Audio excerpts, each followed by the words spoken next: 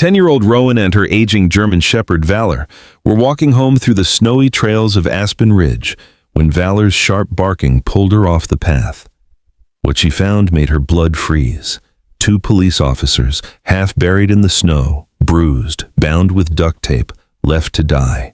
Rowan never imagined this moment would unravel a smuggling empire, test her own family's loyalty, and prove that even an old dog still carries the heart of a hero. What happened next will leave you speechless. Before we start, tell us where you're watching from. Don't forget to subscribe and hit the bell. The discovery. The morning was knife cold when Rowan Hale pulled her scarf higher. She was 10, slight but wiry, with honey brown hair tucked under a beanie and green eyes as clear as pine needles. Beside her padded Valor, the old German shepherd who'd once been a decorated K9, tracking missing hikers through blizzards and pulling wounded deputies to safety. Now, gray-flecked and stiff-jointed, he walked with the heavy grace of age. They were heading down from the ranger outpost where Rowan's father, Ethan, worked. "Storm's rolling in fast," he'd warned. "Get home before noon." Suddenly, Valor stopped. His ears pricked. A low rumble grew in his throat. "What is it, boy?" Then Valor barked, sharp, explosive, and bolted off the trail, plunging into a drift. "Valor!" Rowan scrambled after him. Then she saw them. 2 shapes lay half buried in the snow, only their faces visible, bluish, mottled, bruised black and purple. Their mouths sealed with duct tape, crusted with frost, eyes closed. Rowan's breath caught. They weren't dead, not yet. A shallow fog puffed from the man's nose. The woman's lashes trembled faintly. Rowan dropped to her knees. Valor circled them, barking in sharp bursts, pawing at the snow. Her hands shook as she unscrewed her thermos and let warm cocoa trickle onto the duct tape, softening it enough to peel away. "Stay with me," she whispered. She grabbed her emergency radio. "Dad, mile marker 6 on the ridge trail. 2 people hurt, buried in the snow. They're alive, but barely. Please, hurry." Static hissed, then her father's voice, tight and sharp. "Rowan, don't move them. Wrap their heads. I'm coming." The rescue. Within minutes, sirens wailed through the trees. Rescue sleds crested the slope in a spray of snow. Ethan Hale leapt down before the vehicle stopped. His hazel eyes were sharp as broken glass. "Rowan!" "I'm here," she called back. Ethan dropped beside the bodies. His breath hitched when he saw their faces, so close to death. The team medic, Jonas, checked pulses. "Shallow breathing, we've got minutes." They loaded the officers, Daniel Pike and Mara Ellison, onto warming boards and raced to the clinic. During the ride, Mara's eyes flickered open. Her voice came out cracked. "They left us. We were following trucks, smuggling. They were waiting, masks, rifles. They buried us alive." Ethan's jaw clenched. Who did this? Tall man, expensive boots, no mask. The others kept glancing at him like he owned them. The investigation. The next day, Ethan and Valor followed tire tracks north into the timberline. They found an abandoned lumber shed, and inside, a makeshift table covered with shipping invoices and route maps.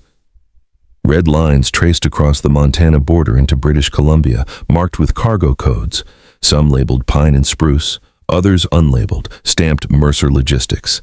Ethan photographed everything and radioed for federal backup, but across town, Grant Mercer, the man behind the smuggling empire, was already watching. He made a call. "The 2 officers and the ranger's little girl. I don't care how, just make sure none of them are left to talk." The betrayal. That night, Ethan called his older brother, Luke. "Your company's been moving timber near the border. You know anything about unmarked trucks?" Luke's voice turned cold. "Stay out of it." "I can't. It's our forest." "Then clean it yourself." The line went dead. What Ethan didn't know. Luke had been forced into Mercer's operation. His company was being used to launder smuggling profits, and Mercer had threatened to destroy everything if Luke backed out. The showdown. Days later, during another blizzard, armed men surrounded the ranger outpost. Valor barked a warning. A figure moved through the trees. Ethan grabbed his rifle and plunged into the storm with Valor. The intruder fled, but dropped something.